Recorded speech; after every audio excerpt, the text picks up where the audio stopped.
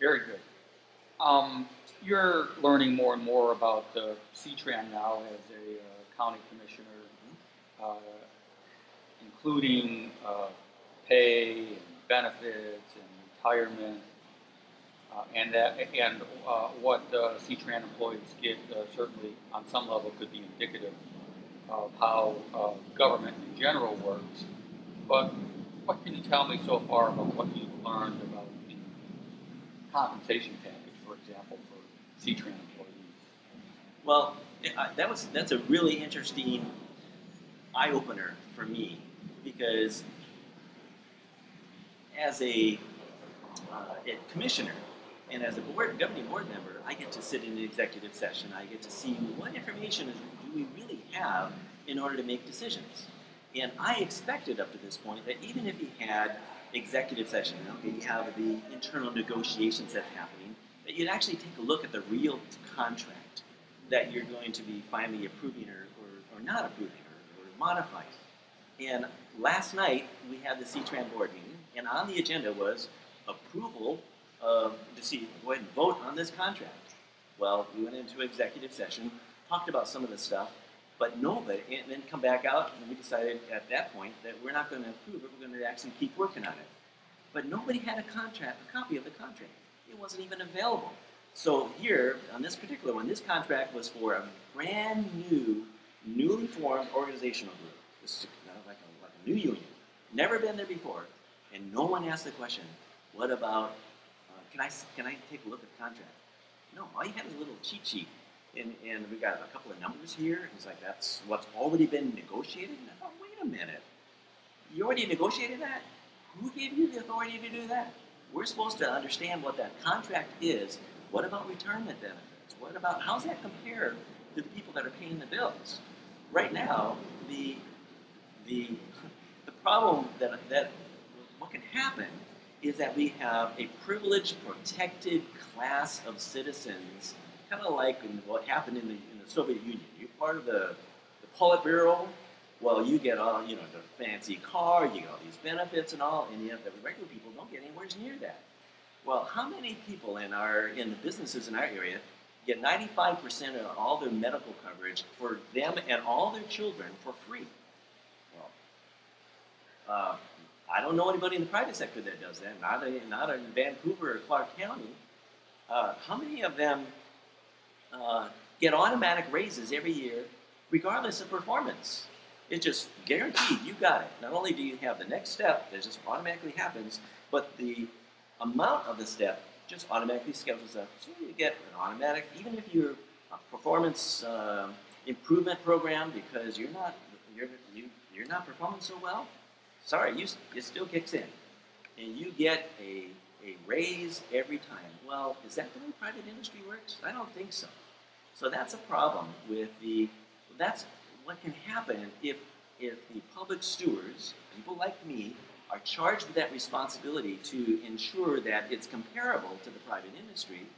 Well, let's take a look at the contract and let's bring at least some comparables there the way it's supposed to be.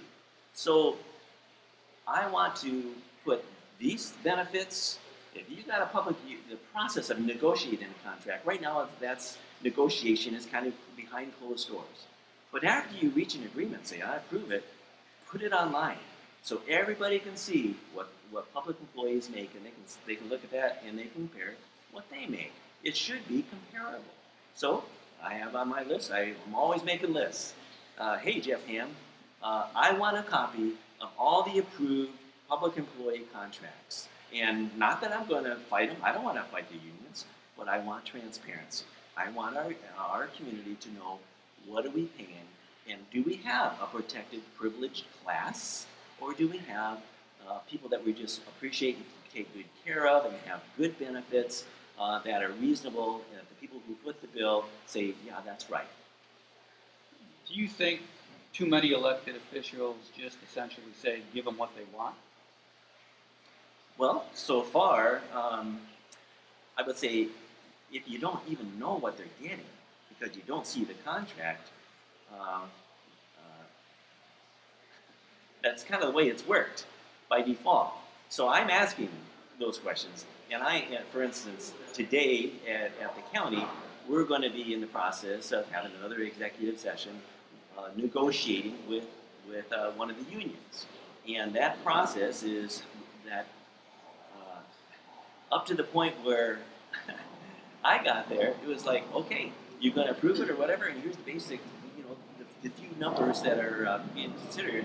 And I think it was the first guy that ever asked, can I have a copy of the contract? The other ones wouldn't see at least how we compare.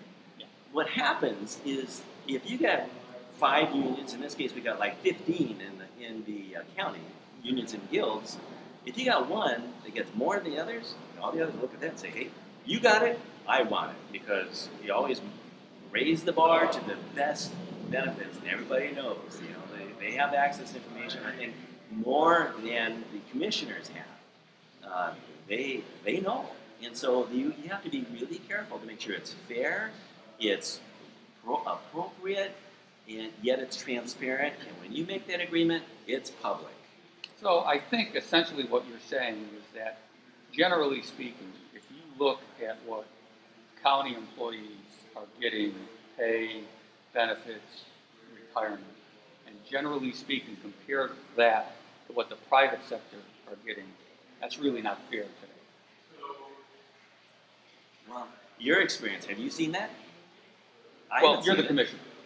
Well, that would be the first thing we ought to do. What we are comparing, there are comparables. For instance, C-Tran is comparing their benefits to Metro. TriMet has the highest benefits, 160% of their salary. I mean, they got the salaries, about $100,000 per year for a train driver, and 160% on top of that for benefits. Well, we're comparing our benefits to theirs? Not a good idea. No comparison to the private sector? No. Should there be? Yeah, because otherwise, if you're just comparing government to government, then you're comparing one. The natural thing is for that to become a privileged position, and the people that are not part of the government, not part of the Politburo, end up just simply footing the bill. So yeah, it should compare to the people that are paying the bill. I don't want to take on the unions. I'm a big union supporter. I go to the Labor Roundtable every 2 weeks, and I'm friends with union organizers. I love that dialogue, but I'm learning how that interaction works. They trust me, I trust them, but we want to make sure whatever it is, it's transparent, and it should be comparable.